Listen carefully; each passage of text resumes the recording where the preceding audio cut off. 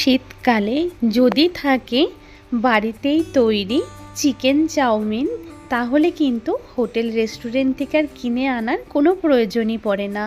বাড়িতেই কিন্তু দারুণ টেস্টিভাবে তৈরি করে নেওয়া যায় চিকেন চাউমিন। বানানো ভীষণই সহজ, খুব সহজে চটজলদি বাড়িতেই বানিয়ে নেওয়া যায় এবং বাড়ির সবাই মিলে খুব আনন্দের সাথে মন ভরে খাওয়া যায়।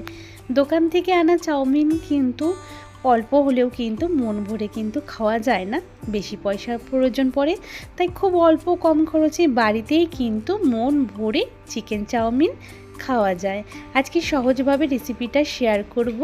নমস্কার বন্ধুরা, welcome to Rupa's food story চ্যানেলে তোমাদের জানাই অনেক অনেক স্বাগত।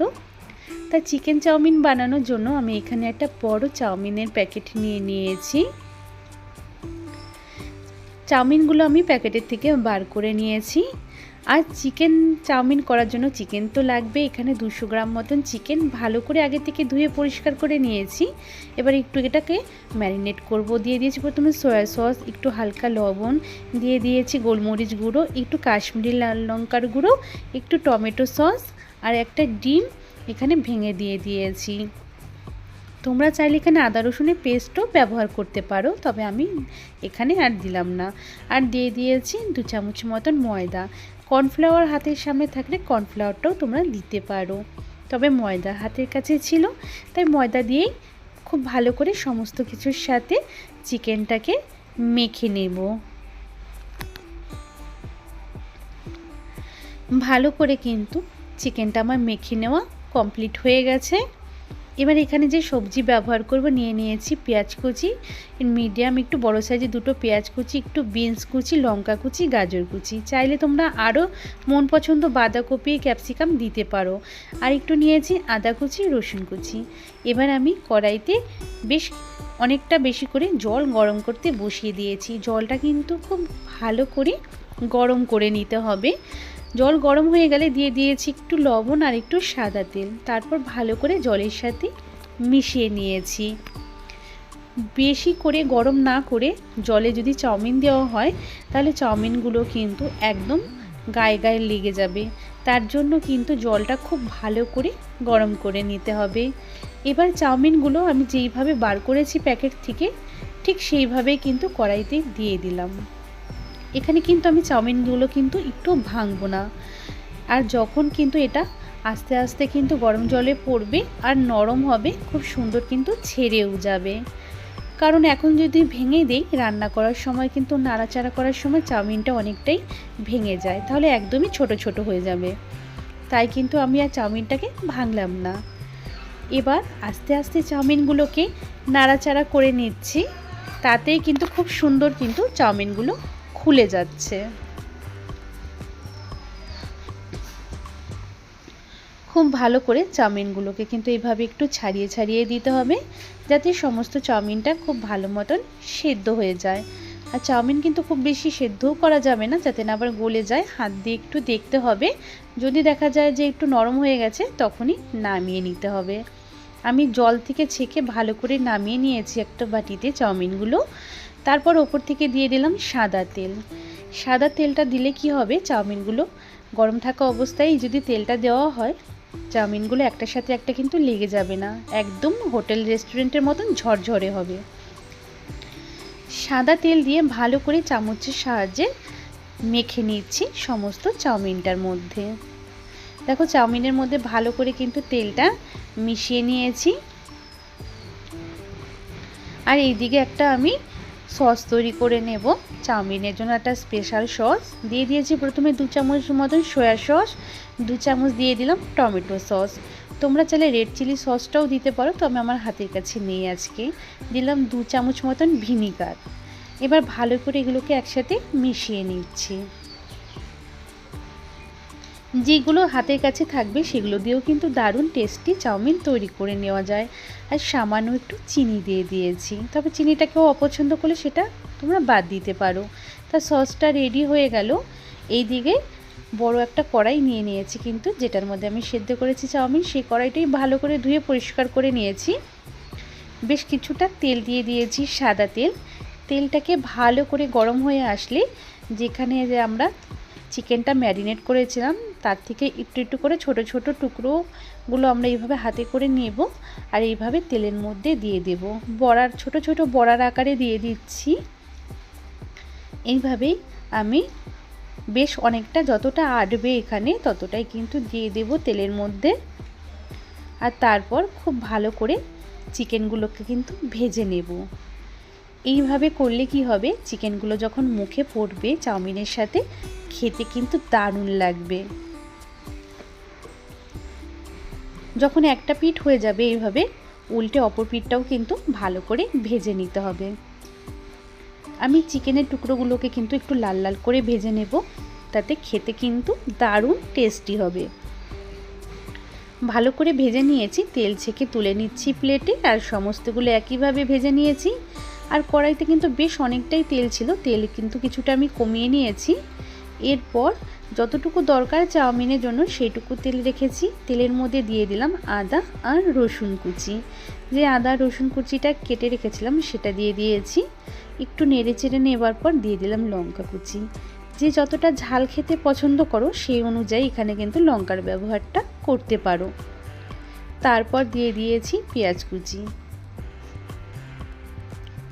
পেঁয়াজ কুচি দিয়ে একটু নাড়াচাড়া করে ভেজে নেব পেঁয়াজটাকে।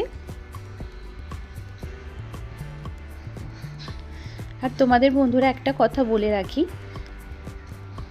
প্লিজ একটা লাইক দিয়ে অবশ্যই পুরো ভিডিওটা তোমরা দেখো। রেসিপিটা আশা করছি খুব ভালো লাগবে, এবং ভালো লাগলে কমেন্ট করতে ভুলো না। আমি কিন্তু সবার কমেন্টে রিপ্লাই করে থাকি, একটু দেরি হলেও অবশ্যই কিন্তু আমি কমেন্টে রিপ্লাই করি। তাই প্লিজ পুরো ভিডিওটা দেখার জন্য তোমাদের কাছে অনুরোধ রইল।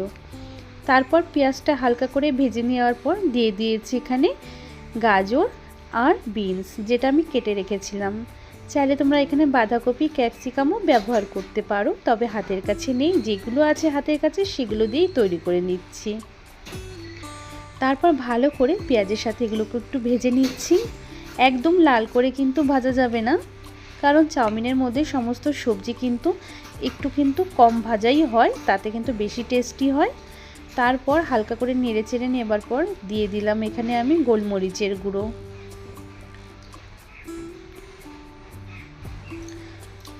তারপর আবারও ভালো করে সমস্ত সবজিগুলোকে একটু নেড়ে চেড়ে নিচ্ছি। এরপর যে সসটা তৈরি করে রেখেছিলাম সেই সসটাও কিন্তু এখানে দিয়ে দিয়েছি, আর লবণ তো দেওয়াই আছে।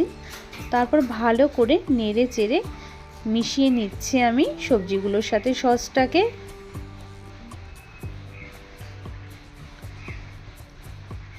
দু তিন মিনিট নাড়াচাড়া করার পর সসটা, তারপর যে চাউমিনগুলো আমি সেদ্ধ করে রেখেছি সেগুলো কিন্তু দিয়ে দিলাম কড়াইতে। আর চাউমিনগুলো দেখো একটার সাথে একটা কিন্তু লেগে যায়নি, একদম কিন্তু সিঙ্গেলই আছে চাউমিনগুলো। এরপর সমস্ত সবজি এবং সসের সাথে চাউমিনটাকে ভালো করে মিশিয়ে নিতে হবে।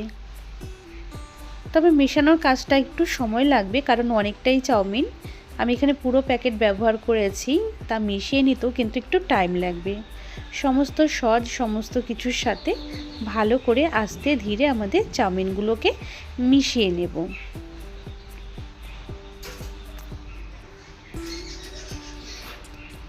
দেখো ভালো করে কিন্তু মিশিয়ে নিয়েছি, চাউমিনের কালারও কিন্তু সসের সাথে কিন্তু চেঞ্জ হয়ে গেছে।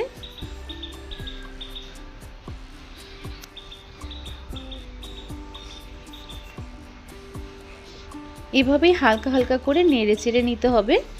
তারপর আমাদের চাউমিন তো একদম মিশানো কমপ্লিট হয়ে গেছে সমস্ত মশলার সাথে। এবার যে চিকেনগুলো আমরা ভেজে রেখেছিলাম সেইগুলো এখানে দিয়ে দিয়েছি। চিকেনের বলগুলোকে দিয়েও কিন্তু খুব ভালো করে চাউমিনের সাথে মিশিয়ে নেব। তোমরা কেউ যদি মনে করো যে আগে দিয়ে দেবে চিকেনটাকে সসের সাথে, তবে সেটাও দিতে পারো। তবে ওইভাবে দিলে কি হবে, চিকেনের বলগুলো না নরম হয়ে যাবে, তাই আমি পরে ব্যবহার করেছি। তোমরা যদি ভালোবাসো তো আগে দিতে পারো সসের সাথে। আমি পরে ব্যবহার করলাম, এটা খেতে আরও বেশি ভালো লাগবে। আর চাউমিনটাকে টেস্টি করার জন্য আমি এখানে আবার 1 প্যাকেট ম্যাগি মশলা ব্যবহার করছি। আর ম্যাগি মশলার টেস্ট কিন্তু খুব সুন্দর হয় যে কোনো জিনিসে ব্যবহার করলেই। তা চাউমিনটাকে আরও চটপট আরও টেস্টি করার জন্য ম্যাগি মশলা দিয়ে দিলাম। এবার চাউমিনের সাথে মশলাটাকে খুব ভালো করে আবার কিছুক্ষণ নেড়ে চেড়ে মিশিয়ে নেব। দারুণ একটা টেস্টি লোভনীয় চাউমিন কিন্তু বাড়িতেই রেডি হয়ে গেল। এইভাবে কিন্তু তৈরি করে নিলে কিন্তু আর হোটেল রেস্টুরেন্ট থেকে কিনে এনে খেতে হবে না, বাড়িতেই কিন্তু সবাই মিলে মন ভরে কিন্তু এরকম চাউমিন বাড়িতেই খেতে পারবে। আর খুব সহজভাবে আজকে রেসিপিটা তোমাদের সাথে শেয়ার করার চেষ্টা করেছি। আশা করি আজকের রেসিপিটা তোমাদের কাছে ভালো লাগবে। তারপর দেখো সমস্ত চাউমিন আমি একটা প্লেটে সার্ভ করে নিয়েছি।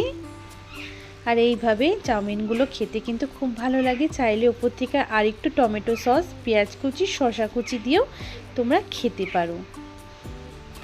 দেখো চিকেনের বলগুলো এইভাবে যখন মুখে পড়বে খেতে কিন্তু দারুণ লাগবে।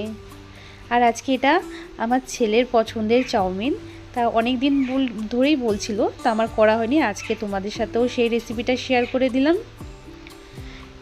আর এইভাবে কিন্তু খেতে কিন্তু ছোটরাও কিন্তু খুব ভালো লাগবে। আর শীতকালে কিন্তু এরকম চাউমিন খেতে কিন্তু দারুণ লাগে, তাই অবশ্যই বাড়িতে একবার হলেও এইভাবে বানিয়ে খেয়েও খুব ভালো লাগবে। আর আমাকে কমেন্ট করে জানিও।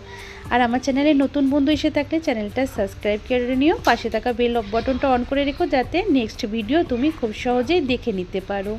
এখনও পর্যন্ত যে সমস্ত বন্ধুরা আমার সাথে রয়েছে, পাশে রয়েছে, তাদের জন্য অসংখ্য ধন্যবাদ।